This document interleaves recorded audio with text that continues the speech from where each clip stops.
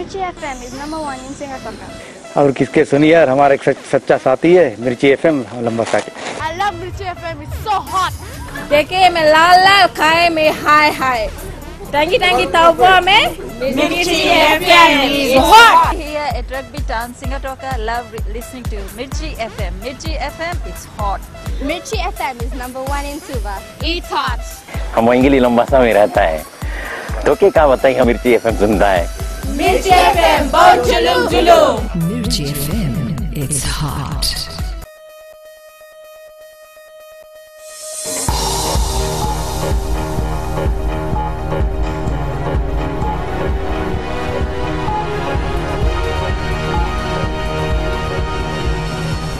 In this bulletin, toddler dies in house fire. Forum contact group promises more support for Fiji. An Australia Foreign Minister impressed with Fiji visit.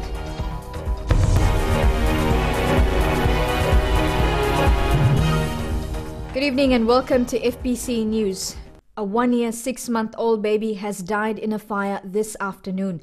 As Eleanor Turangaiviu reports, the child's family in Kinoya, Nasinu is struggling to come to terms with the loss. The family was still in shock when FBC News arrived at the scene.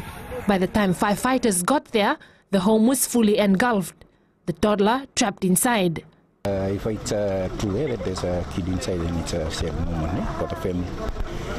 Yeah, we received a call at Vallejo Fire Station that property at Kinoya, TV Road was on fire. At 14:25 hours.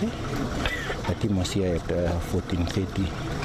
By the time they arrived, the house was fully engulfed with flames, and flames started to break out of the windows. So the team then got into action to fight the fire. According to officers at the scene, the child was allegedly playing with a flammable object, which is believed to have caused the fire. We still have just started our investigations. Hopefully by tomorrow someone should be able to conclude the investigation. What happened here today is a sad and cruel reminder to parents on the importance of fire safety. Authorities are stressing yet again to parents to take heed of their warnings and advices. Policy in the media about the importance of fire safety. And we're just urging members of the community to take fire safety seriously and ensure the safety of their families. Police and the National Fire Authority are still trying to determine how the fire started. Eleanor Turangaiviu, FBC News. The family was still in shock when FBC News arrived at the scene. By the time firefighters got there, the home was fully engulfed, the toddler trapped inside. According to meetings between the Pacific Islands Foreign Ministerial Contact Group and Fiji have been described as positive. 2 days of talks in Suva ended today. Mika Longa reports. Top on the agenda for representatives of the Pacific Island Forum are the upcoming general elections. First of all, we've recognised the very substantial progress that has been made with preparations for elections. Not just the constitution and the framework, but also the substantial electoral enrolment program and all of the work that's gone into getting the electoral office ready to prepare for elections.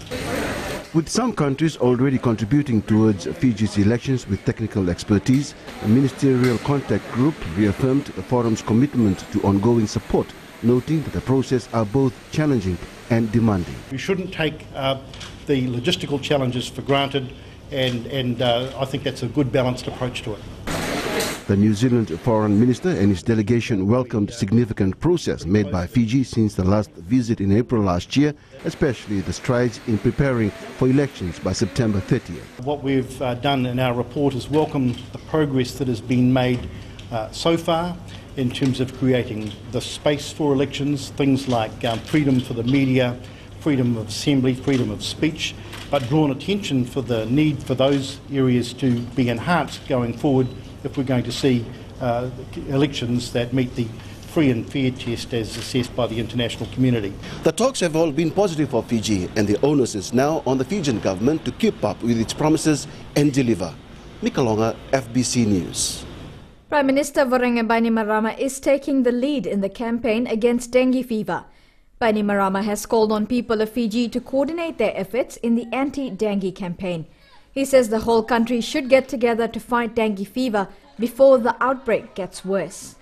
But I also want you to join in the hunt for those places where the mozzies are breeding and hiding.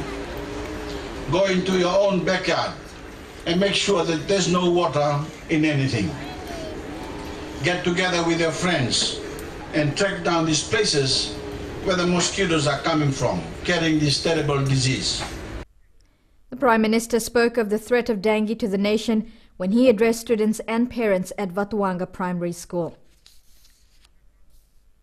As a sign of mourning, Methodists in Fiji have been asked to wear either all white or black and white next week as they prepare to farewell their late President, Reverend Dr. Tuikilakila Wangairatu.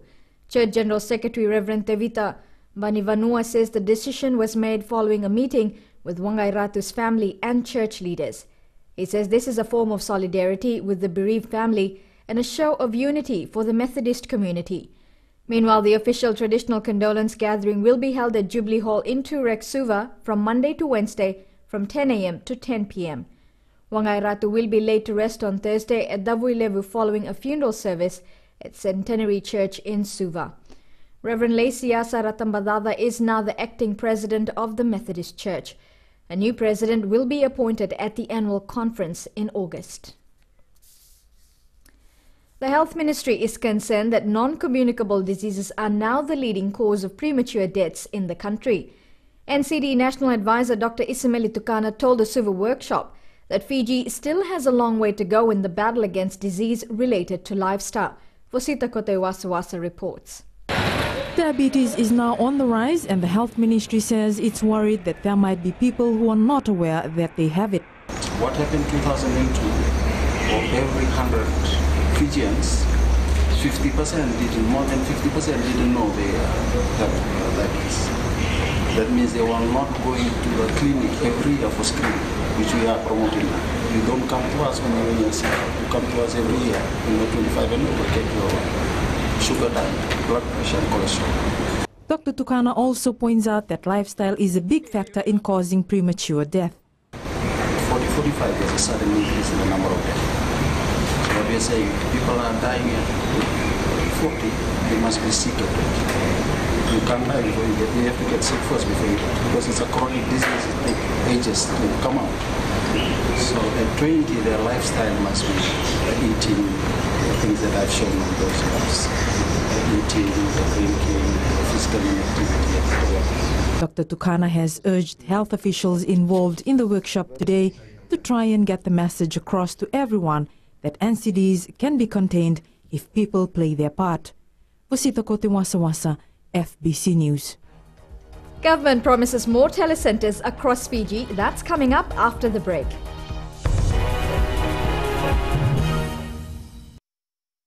Nambula FM rake taletaki. Golnga elambasa Mbula FM number 2 na sere. Ndu taleta kana borong na Mbula FM number 2 na sere su. Au baitu tu garaki au reba tu ni estima au ndu taleta kana borong na Mbula.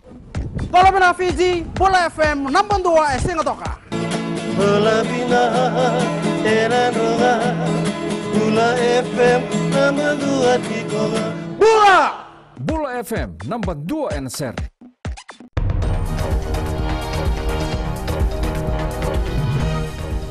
Welcome back to FBC News. Australian Foreign Minister Julie Bishop says her talks with Prime Minister Vorenge Bainimarama were positive. In an exclusive interview with FBC News, Bishop expressed her government's strong support towards Fiji's development. At the end of the day, we remember who our friends and our family are. Julie Bishop has welcomed the political will by Fiji to restore full democracy, saying her government will continue to work towards better relations. How are you? Welcome to Fiji and welcome to Suva. Thank you very much. I'm so pleased to be here, and I bring greetings from Prime Minister Abbott. I came here also to meet with Prime Minister Bainimarama to talk about ways that Fiji and Australia can normalise our relationship. And some very positive steps were discussed. We want to engage more deeply across a whole range of areas, including trade and investment areas, military and defence, and the people-to-people links through a seasonal workers program, through student exchanges and the like.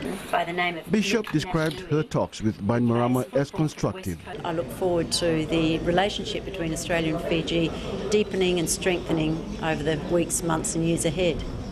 Travel sanctions have been a sore issue between the two sides. The Fiji government is adamant that any future improvements will depend on the removal of bans on members of the Bainimarama administration. Bishop says her government will continue to improve on the issue with Fiji. As I indicated to the Prime Minister, since we came to government, we have made considerable exemptions. In fact, I think we've granted 56 visas. All visas that have been applied for have been granted except in one instance. It was a technicality. So we want to see deeper engagement between the Australian people and the Fijian people. Before flying back to Canberra, where she is likely to report to her cabinet, the discussions held here, Bishop says her trip has been worthwhile. Australia would offer election observers, we could offer technical assistance, and we want to do what we can to help Fiji hold free and fair elections that reflect the will of the people of Fiji. We're delighted that so many people in Fiji have registered to vote. I think that's a very positive sign that the people are ready for an election and looking forward to it. Australia is already providing technical assistance for Fiji's elections and is looking forward to the appointment of a supervisor of elections as soon as possible. Nikolonga, FBC News. Over 50,000 Fijians now have access to the internet thanks to government's telecentres. And Prime Minister Voreqe Bainimarama says government will not rest until all Fijians have the same privilege. The head of government was speaking at the opening of a new telecentre at Vunisea Secondary School in Kandavu this week. Epeli Tukuwasa reports. 20 telecentres like this are already open across Vitilevu, Wonolevu and Ovalau. This is the first one on the more remote islands. We brought this telecentre to you because my government wants to empower you, to give you the means to acquire knowledge, to communicate better and more cheaply with the outside world, to be a part of the global community. Why should the people of Kandavu continue to be neglected? You have the right to the same services as anyone on Vitilevu, anyone in Suva, and my government is determined to deliver. Many of the 200 students of Vunisea Secondary School have never used a computer. None of them have access to a PC at home. Only a mini laptop is available for everyone in the school. This is changing now. I'm optimistic about the improvement in performance of our students, especially getting the knowledge that they don't easily get through, maybe through teaching and learning, through the internet, resources they get through internet will boost their performance in the classroom. The Prime Minister also opened a new Women Resource Centre in Tavuki on the same day. Especially pleased that this particular resource centre is doubling up as a guest house. The government is here to help you in this endeavour to get all the permits you need to operate. For the women, having a resource centre was a dream. The dreams of these women have really come true, and that is to have a house in which they can showcase their talents. Even though life in the village is not easy, these women keep on working hard, and we thank the government for supporting us. The Prime Minister also visited government projects that are currently being undertaken on the island. He returned to Suva on this day. Epeli Tuguasa, FBC News. Preparatory work on the new Bar Hospital is underway, with construction expected to start soon. As Shirin Lata reports, the Health Ministry is working with the Bar Chamber of Commerce to ensure that works are done within the set time frame. It's described as an ambitious capital project with the potential to benefit about 90,000 people in Western Fiji. The government is relying on the Bar Chamber of Commerce to carry out the first phase of construction. They are providing manpower, they are providing support with the development works, and there will be funding of decisions made by that committee itself. Dr. Neil Sharma confirms $7.3 million has been set aside for just the first phase of construction.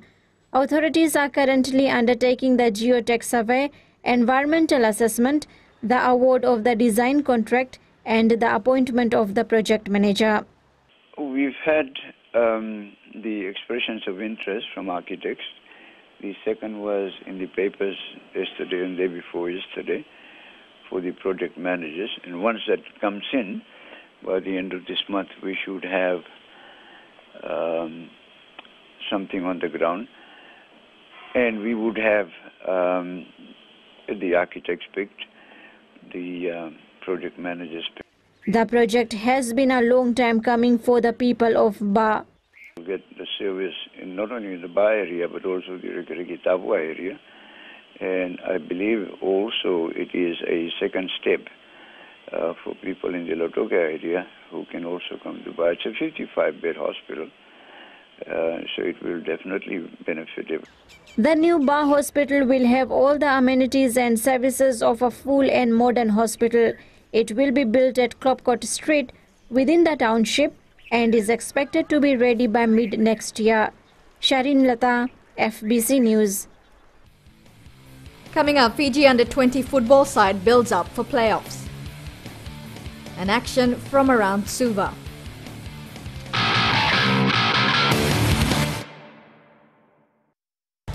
Today FM is #1 here in Singapore. We love Today FM in Lambasa. It rocks! My favorite station in Nandi is Today FM. Listening to Today FM rocks in Suva. Lautoka City love Today's kid music. I love Today FM because they play all my songs. We love Today FM at Vuniva Lambasa. Yeah, it rocks! I love Today FM because it rocks. Today's hit music on Today FM.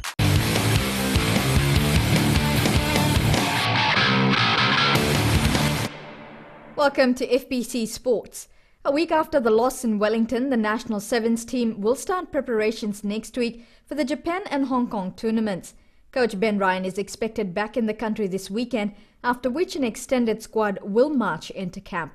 Ryan says it's time to make right things which have not worked out for the side in the past 3 tournaments. Indra Singh has more. Lying 26 points behind World Series leaders New Zealand can only be described as game over for the Fiji team trying to win the crown. Some good options. So, we've got an extended squad coming into the first training camp. We'll have a look at about 20 players there, maybe a little bit more, and then we'll start skimming the squad down from there. Now it only seems like it was ages ago when Fiji thumped the Kiwis 44-0 in the semi-finals of the Dubai tournament, a performance Ryan says needs to be repeated sooner than later. Remind yourselves on the sort of preparation that we've had the last few months and how far this lot are going and how far they will go. Hopes were high heading into Wellington, but South Africa stopped us in our tracks, which basically meant Fiji is not doing something right. Hopefully everything will be a lot smoother as far as our seeds, as far as our build-up, and unfortunately, we won't get into Tokyo as early as I'd like because of the time difference, but unfortunately, that's just the way it is. Ryan comes back to the pressure cooker situation knowing only too well what Hong Kong means to the people of this country. I'm looking forward to having a nice smooth preparation phase now for what, everyone in Fiji always sees as the biggest tournament of the year. It's the same amount of series points, but Hong Kong's Hong Kong. Injuries, form guide and availability of players need to be ticked off before preparations begin. A platform for a solid outing in Happy Valley is something which can take away the pain for this season at least. Indra Singh, FBC Sports. Amidst the ministerial contact group visit, Australian Foreign Affairs Minister Julie Bishop took out time to mingle sports with Fijian Prime Minister Voreqe Bainimarama. Bishop met with Bainimarama yesterday and presented the PM with an AFL jersey signed by Fijian Nick Naitanui. 6'8" Fijian by the name of Nick Naitanui, who plays football for the West Coast Eagles, which is my football team from Western Australia, came to Canberra, and I told him that David Wirapunda is one of our original players for the West Coast Eagles. This is our Premiership Cup, the Aussie Rules Cup that we won in 1994. Now, this young man has quite a following here amongst a small group of Aussie Rules fans, and this is a little photograph because that night he signed as a gift to you a West Coast Eagles football Guernsey, Nick Naitanui, a Fijian, and the family come from Lami. Naitanui. It was Saturday sports fever as usual in the capital today. Starting at Albert Park, the Suva Cricket League was in full swing under the sunny morning sun. At the Lodhala Sports City, FBC Suva Volleyball was also underway as teams tried to better their positions on the points table. At the Damodar Aquatic Centre, the Grand Prix of swimming was also held today. Young swimmers were out in numbers for this event. And also in Rewanga, the weekly basketball competition was also on. Top-notch action was on show as teams battled it out. It's a race against time for the Fiji under-20 football side. The squad currently in Camp Inba is banking on its players featuring in the National League to build their match fitness in a bid to create history for Fiji. As Indra Singh reports, Fiji's best ever chance to play in a Football World Cup hinges on these youngsters. Players such as this have been dominating the local football scene each week, which has been a delight for the national coaching staff. I'm very impressed with the boys who are playing for the districts. They are doing very good, and I hope the others will improve very soon. With Sivuki covers well. Too often in the past, Fiji has been so close yet so far from playing in any version of the World Cup. But this could change this year. Hustling away, Tosateki back to Setereki Hughes. Attitude of the players is very good. They are eager to learn, and they have that goal in their mind that they have to qualify for the World Cup next year. And if the goal is right, the goal is set in their mind, and they will know what is their target. The current group has been playing build-up matches as a team as well, which has given Kumar a chance to identify strengths and weaknesses within his setup. The two brothers combining, but this time Viravo loses it as Leon. They will be playing for the districts till the end of February. From March, they won't be playing any district games, and then we will be regrouping again as a whole of the team for the rest of the 2 months. And then we'll be working more vigorously towards our goal. May is the month which can create history for football in this country. It's something which the team has in their minds, but first things first means they need to prepare accordingly. Indra Singh, FBC Sports. And the Fiji Sun Skipper National Football League played today. Nandi beat host Lambasa 1-0. A defensive blunder by Lambasa saw Rusiate Matararenga get the lone goal for the visitors. FBC commentator Raymond Stoddard, who called the game, says it was one mistake which decided the result. Second half, Nandi showed the superiority that they have in this league itself here, and a win for the Nandi side showed that they are preparing well for the Champions League here in Lambasa. Lambasa have only themselves to blame in this game here, and they've got a bright youngster coming through in National, and they certainly have a good future. But Nandi again, good build-up for the Champions League, and they're looking good in the National League also. In another game played, Ba and Rewa played out a 0-0 draw at Govind Park. The inaugural Auckland Nines Rugby League competition got underway in New Zealand today, with Fijian players impressing. Semi Randrandra was the star as he got a hat-trick for Parramatta Eels as they beat the Sydney Roosters 18-11. Another Fiji Bati rep, Tariq Sims, is featuring for the North Queensland Cowboys, who was happy with his outing on day one. What did you think of that?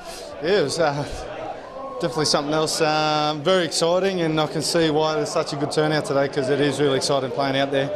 A bit frantic at times, and sometimes you find yourself scratching your head where you should be, but you know, who knows in this game. Anything can happen. You can score from anywhere, and you know, I think it's a really good concept. Another Fijian and veteran Lotte Tungiri also enjoyed his comeback to the league for his new club, the Rabbitohs. Yeah, I didn't realise. I sort of just came back on and bang, bang, shot down the short side off a Luke Keary pass. We sort of wanted to exploit the short sides, and I was luckily I was there, and my first try off the mark for the Rabbitohs, so really happy. It's a nice way to start not only you know, your Rabbitohs career, but also your Nines career. Yeah, it's just hectic out there. It's really fast paced, and you've got to get your interchanges down pat. I'm just happy to be on the end of some really great players, gun young players and gun older players.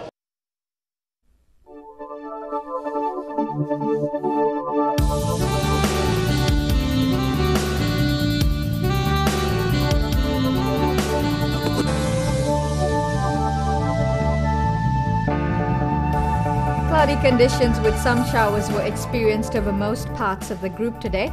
A trough of low pressure lies slow moving over Solomons and extends southeastwards to Fiji to south of central Tonga. Temperatures were in the low 30s all over Fiji today. Suva and Lambasa were the hottest at 33 degrees. Now for tomorrow, more showers and thunderstorms are forecast for all major centres.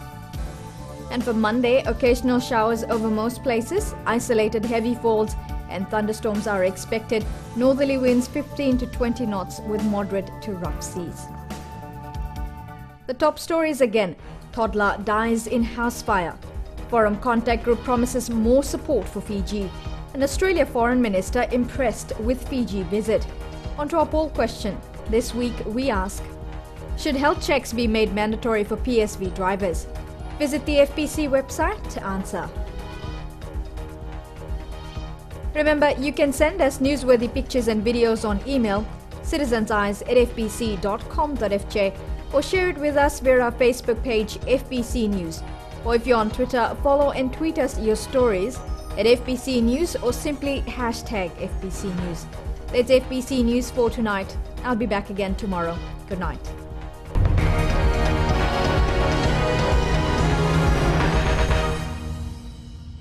Gold FM is #1 here in Sigatoka. Gold FM is our favorite radio station here in Lautoka. Gold FM is #1 in Nen. I love listening to Gold FM in Ba. We love listening to Gold FM, only the classic hits here in Suva. Hear about bottled cola, you immediately think of gold. I'm Josephine Sabi and I love hearing Gold FM.